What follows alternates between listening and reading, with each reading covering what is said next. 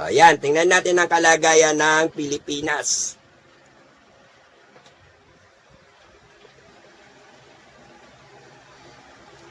Kuha tayo ng 3 cards. Ano na, ang kalagayan ng Pinas, may sumasamang isa. So, naging 4 cards. May gusto ipaiwatig o gustong sabihin.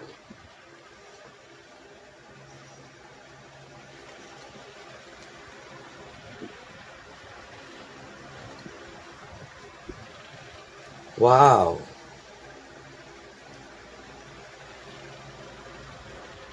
Okay.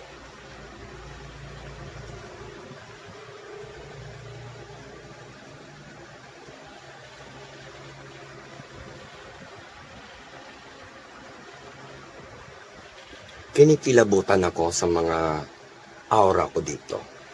At nakikita ko ang mga aura. Malakas. May labor. Muna ha, tingnan natin.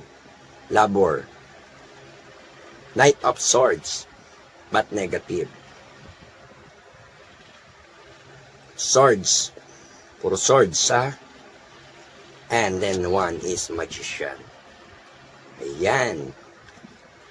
Yan ang card ng enerhiya. So, papaliwanag ko sa inyo. Itong labor, ibig sabihin, mas nananaig ang kabutihan na pagmamahal o pagkakaisa ng taong bayan para ipagpakita ang malasakit.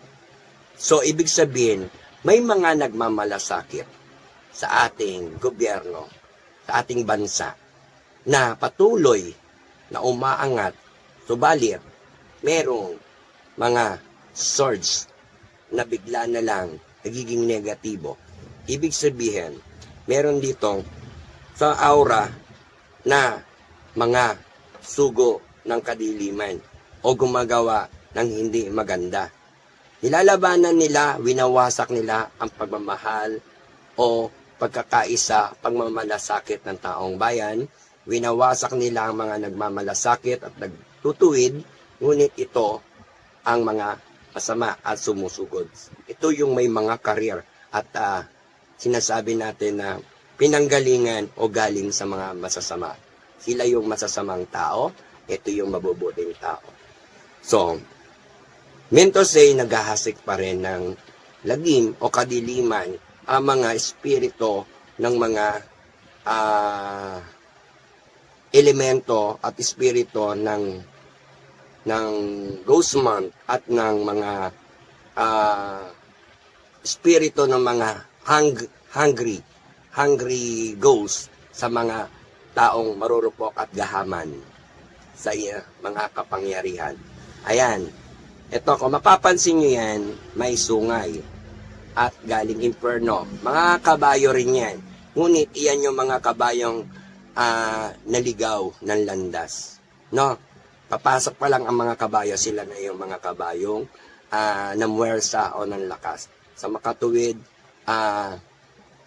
habang lumalakas na at nagiging o inaayos ng mga nagmamalasakit na tao sa gobyerno o sa mga nakaupo sa ating gobyerno, ang problema ng bayan, may mga nanggugulo pa rin at nanggugulo dahil dito sa mga galing imperno o sugo ng imperno na makasakay sa mga kabayan na gusto pa rin tumakbo at gusto pa rin manakop, no? Or ipakita ang kanilang kapangyarihan. Meant to say, gulo to. Maraming gulo. No? The more na inaayos, the more na may mga gumugulo.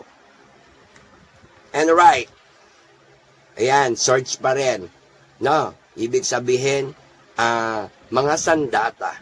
Mga sandata na ginagamit o gagamitin sa mga laban nila.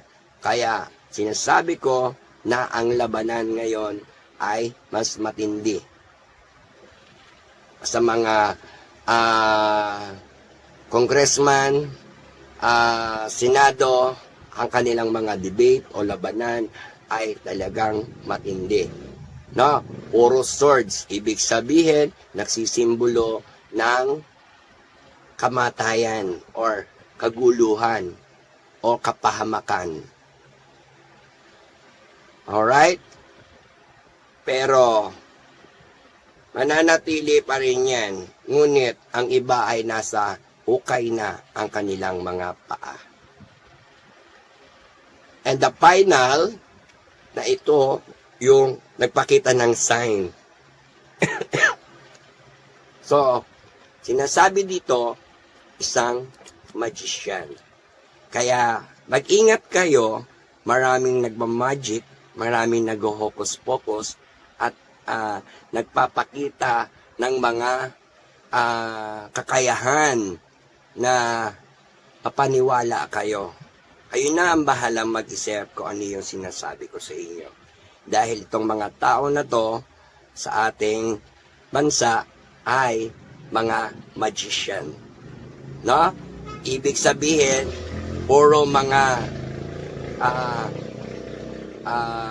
himala ang kanilang mga ginagawa or tinatawag natin na kamangha-mangha. Kaya mag-ingat, baka kayo'y malinglang at mapaniwala sa kanilang mga pinapakita at kinukuha ang atensyon nyo. Mapapansin nyo na maraming magic na binilalabas o sinasabi, lalo na sa mga social media, sa mga napapanood nyo, sa mga pinapakita, kasi the magician. So, ang aura niyan, ang enerhiya ay nagsasabog ng magician. Ibig sabihin, yan din ang isa sa mga magiging problema ng bansang Pilipinas, ang pagiging magician.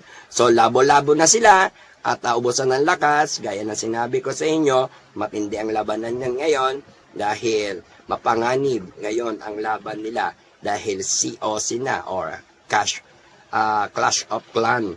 Talagang parang derby or patay o buhay, kulong o laya.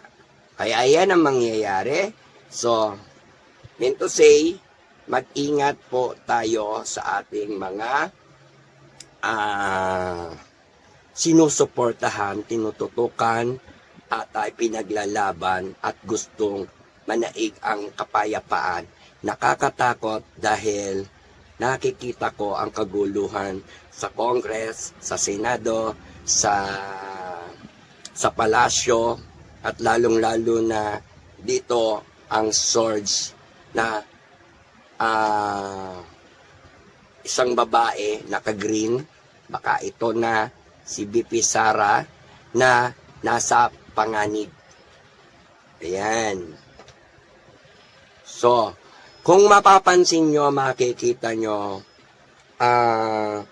patuloy pa rin lumalaban si BP Sara sa mga nangyayari at mga balak sa kanya. Siya ay may mga nakasireserba na panlaban. Ngunit, mas powerful ang mga taong bayan na tutulong sa kanya at susuporta ayon sa panahon ng kagustuhan niya. Kaya suportahan at ipagtanggol. Dahil dito, marami siyang haharaping laban.